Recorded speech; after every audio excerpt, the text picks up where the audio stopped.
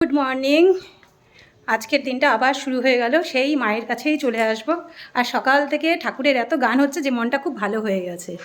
এই যে মায়ের সামনে চলে এসে মর্নিং বলছি, কিন্তু এখন অনেক বাজে, এখন 1টা বেজে গেছে। আজকের দিনটা হচ্ছে আর কি বলে না মি টাইম, সেই মি টাইমের মতো আমি নিচ্ছি।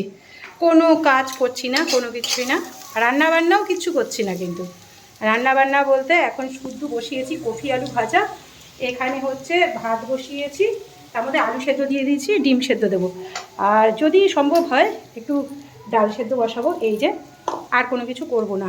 আজ সত্যিই ভালো লাগছে না কিছু রান্না করতে, তাই ভেবেছি আজ রান্নাই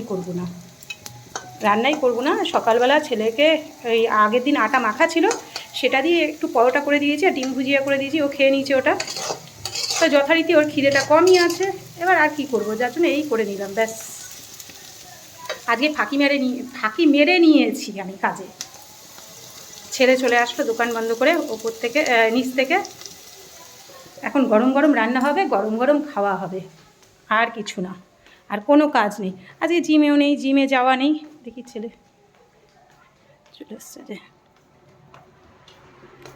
এই স্নান করবি তো? হ্যাঁ, দোকান থেকে এসে শুয়ে পড়েছে, দেখেছো? পরে করবে স্নান, এখন 1টা বেজে গেছে, কখন করবে কি জানো, জানি না। আমি তো আজকে শ্যাম্পু করেছি, মাথায় একদম ভালো করে কালার দিয়ে শ্যাম্পু করে নিয়েছি, যার জন্য গামছাটা বেঁধে রেখেছি, না জলগুলো টপাস টপাস করে ঘরের মধ্যে পড়ে যাবে।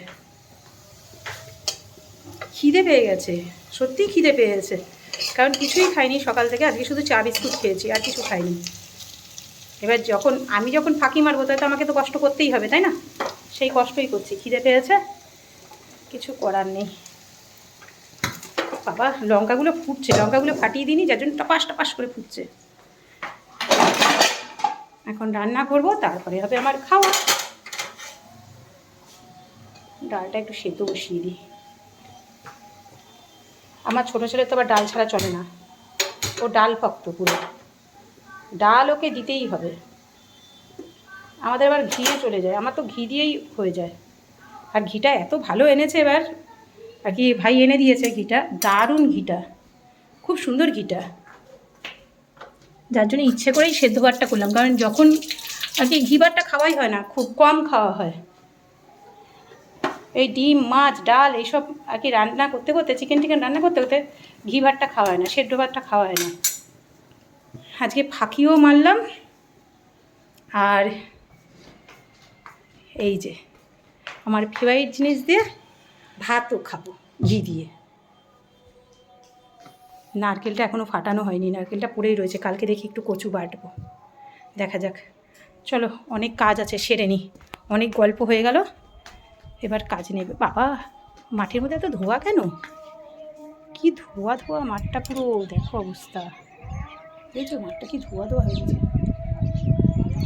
কিছু মনে জ্বালিয়েছে। আমাদের এখানে জঙ্গলের মাঠটায় অনেক কিছু আর কি হয়, মানুষ কি বলবো আর। মাঝে মাঝে দেখি আগুন ধরছে, তার পোড়া গন্ধ বেরোচ্ছে, বুঝতেই পারছো তাতে কী হতে পারে, সেরকমই কিছু হচ্ছে। যাকে চলো জানলা টানলা আটকে দিই না, গন্ধ হয়ে যাবে ঘরটা।